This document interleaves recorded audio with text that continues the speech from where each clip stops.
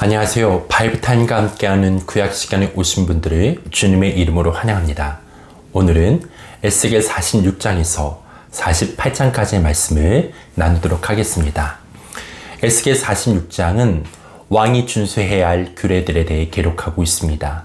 에스겔이 미래적인 메시아의 통치를 바라보면서 안식일 준수에 대한 규례를 밝히고 있는 것은 자신이 모세 언약 하에 있기 때문입니다.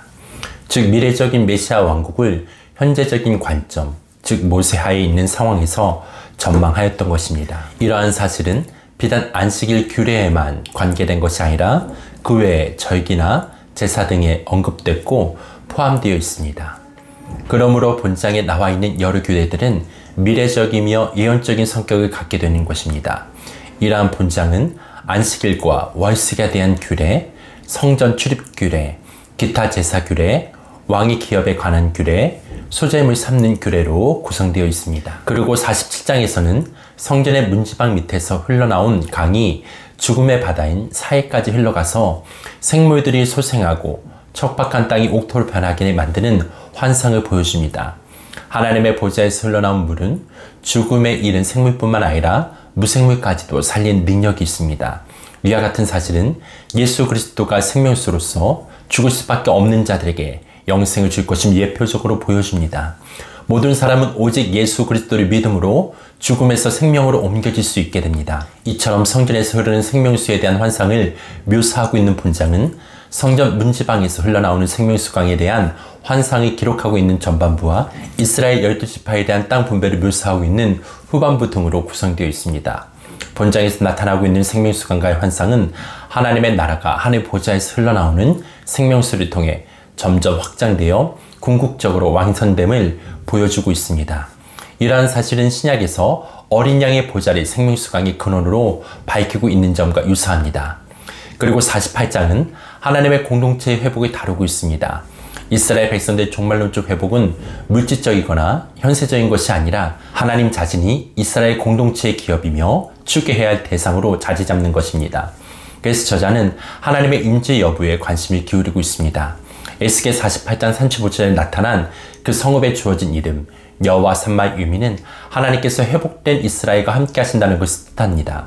그 하나님께서는 오늘날 성도들에게 어제나 오늘이나 영원토록 동일하신 하나님으로 나타나십니다.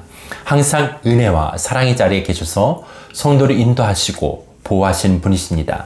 동시에 역사의 종말의 의와 공평의 심판으로 오시는 분이십니다. 그러므로 성도들은 항상 담대하고 희망차게 이 세상을 살아야 할 당위성이 있는 것입니다. 이러한 본장은 7지파의 땅 분배에 대하여 묘사하고 있는 부분과 하나님께 속한 땅의 분배에 대하여 기록하고 있는 부분, 나머지 5지파의 땅 분배를 묘사하고 있는 부분, 성읍의 출입구에 대한 할당을 묘사하고 있는 부분 등으로 구성되어 있습니다. 에스겔 말씀은 여기까지입니다.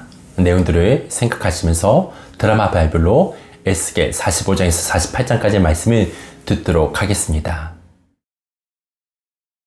제46장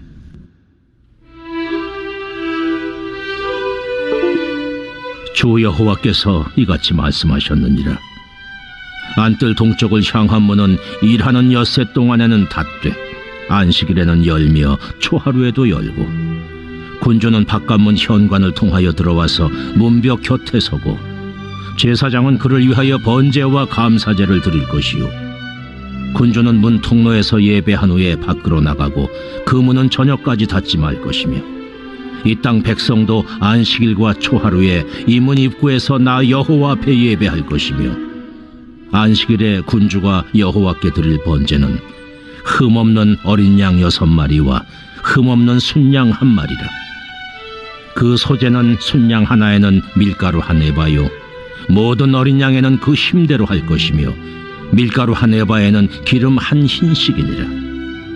초하루에는 흠없는 수송아지 1마리와 어린 양 6마리와 순양 1마리를 드리되 모두 흠없는 것으로 할 것이며 또 소재를 준비하되 수송아지에는 밀가루 1에바요 순양에도 밀가루 1에바며 모든 어린 양에는 그 힘대로 할 것이요 밀가루 1에바에는 기름 1힘씩이며 군주가 올 때에는 이 문 현관을 통하여 들어오고 나갈 때에도 그리할지니라.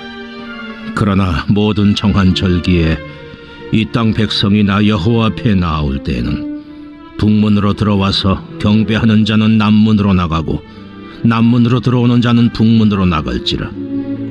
들어온 문으로 도로 나가지 말고 그 몸이 앞으로 향한 대로 나갈지며, 군주가 무리 가운데에 있어서 그들이 들어올 때에 들어오고 그들이 나갈 때에 나갈지니라.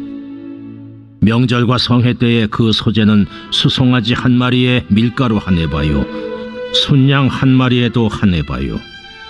모든 어린 양에는 그 힘대로 할 것이며, 밀가루 한 에바에는 기름 한 흰씩이며, 만일 군주가 자원하여 번제를 준비하거나 혹은 자원하여 감사제를 준비하여 나 여호와께 드릴 때에는 그를 위하여 동쪽을 향한 문을 열고 그가 번제와 감사제를 안식일에 드림같이 드리고 밖으로 나갈지며, 나간 후에 문을 닫을지니라.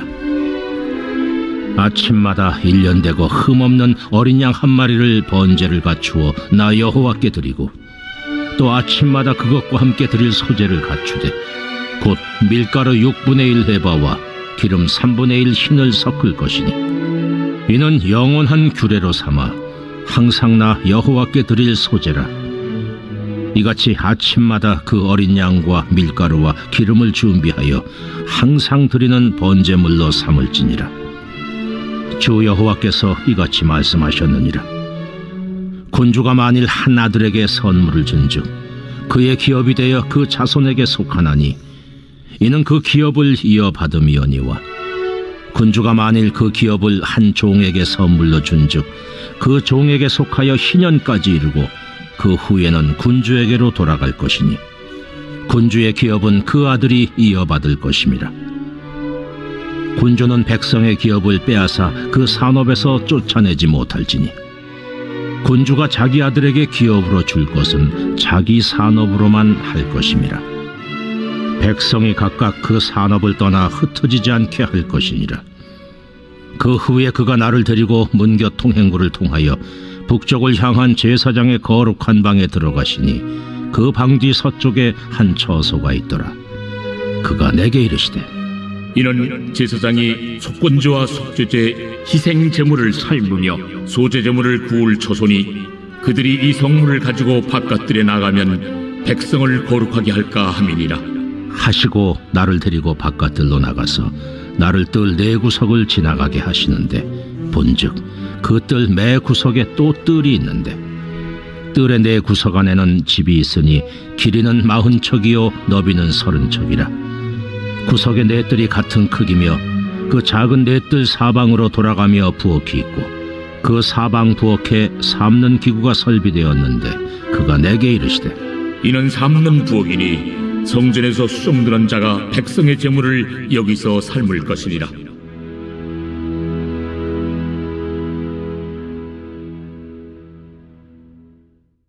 제47장.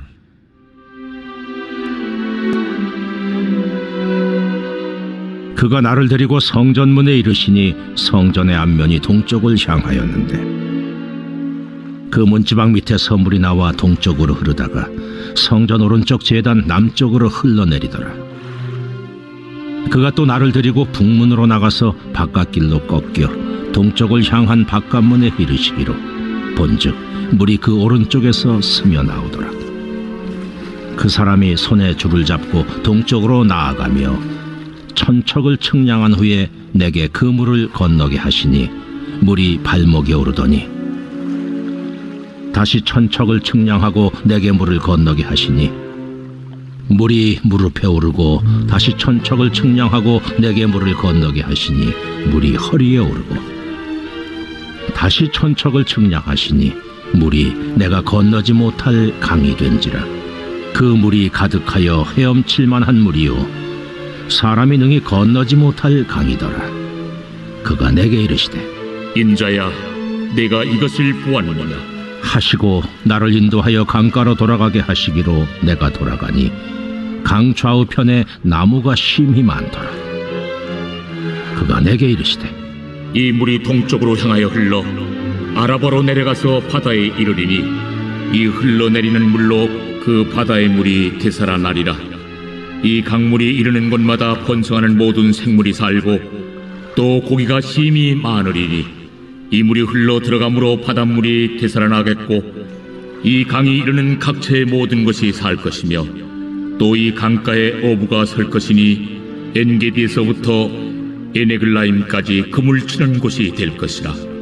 그 고기가 각기 종류를 따라 큰 바다의 고기같이 심히 많으려니와 그 진펄과 개펄은 되살아나지 못하고 소금 땅이 될 것이며 강 좌우가에는 각종 먹을 과실나무가 자라서 그 잎이 시들지 아니하며 열매가 끊이지 아니하고 달마다 새 열매를 맺으리니 그 물이 성소를 통하여 나옵니다. 그 열매는 먹을 만하고 그 잎사귀는 약재료가 되리라.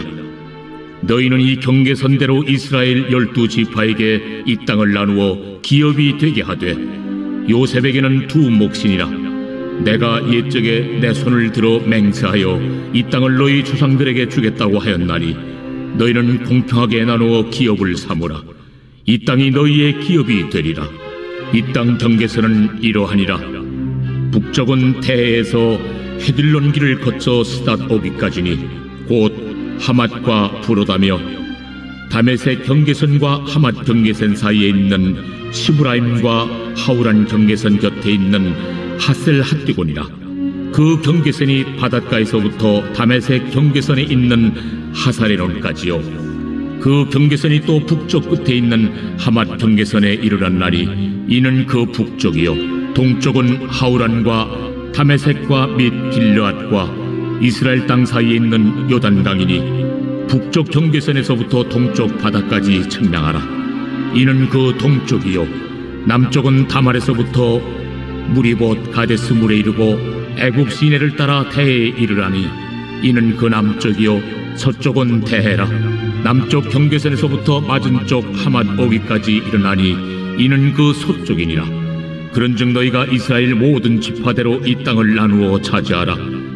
너희는 이 땅을 나누되 제비 뽑아 너희와 너희 가운데 머물러 사는 타국인 곧 너희 가운데서 자녀를 낳은 자의 기업이 되게 할지니 너희는 그 타국인을 본토에서 난 이스라엘 족속같이 여기고 그들도 이스라엘 지파 중에서 너희와 함께 기업을 얻게 하되 타국인이 머물러 사는 그 지파에서 그 기업을 줄지니라.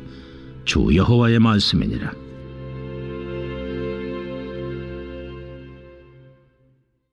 제 48장.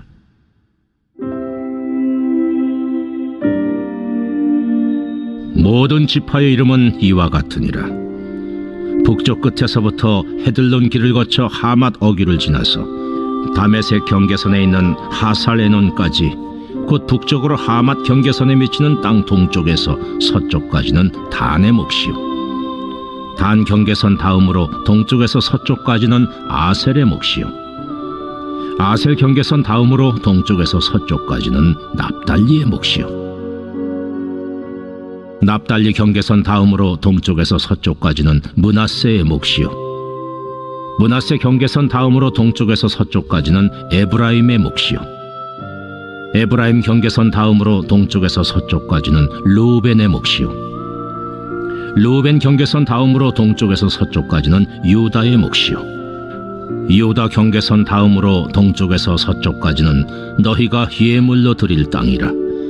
너비는 25,000척이요 길이는 다른 몫의 동쪽에서 서쪽까지와 같고 성소는 그 중앙에 있을지니 곧 너희가 여호와께 드려 예물로 삼을 땅의 길이는 25,000척이요 너비는 10,000척이라.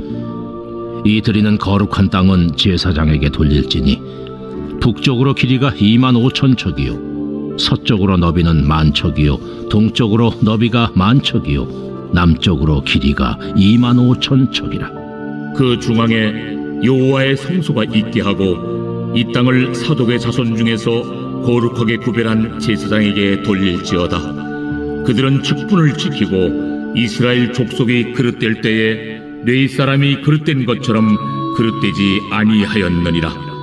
땅의 예물 중에서 그들이 예물을 받을지니 레위인의 접경제에 관한 가장 거룩한 예물이니라. 제사장의 경계선을 따라 레위 사람의 몫을 주되 길이는 25,000척이요 너비는 만척으로 할지니 이 구역의 길이가 25,000척이요 너비가 각기 만척이라. 그들이 그 땅을 팔지도 못하며 바꾸지도 못하며 그 땅에 처음 익은 열매를 남에게 주지도 못하리니 이는 여호와께 거룩히 구별한 것임이라.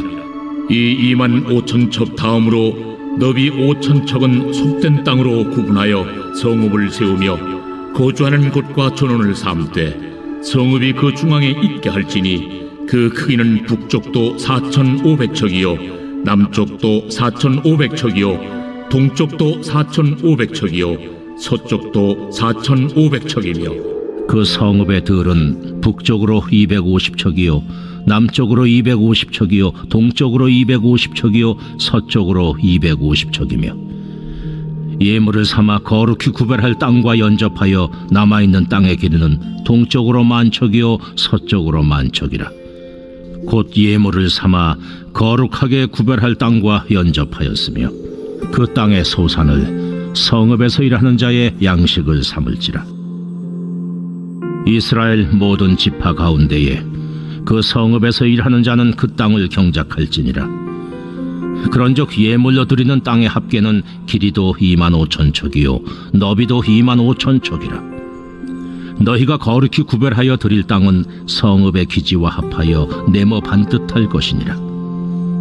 거룩하게 구별할 땅과 성읍의 기지 좌우편에 남은 땅은 군주에게 돌릴지니 곧 거룩하게 구별할 땅의 동쪽을 향한 그 경계선 앞 25,000척과 서쪽을 향한 그 경계선 앞 25,000척이라. 다른 목들과 연접한 땅이니 이것을 군주에게 돌릴 것이며 거룩하게 구별할 땅과 성전의 성소가 그 중앙에 있으리라.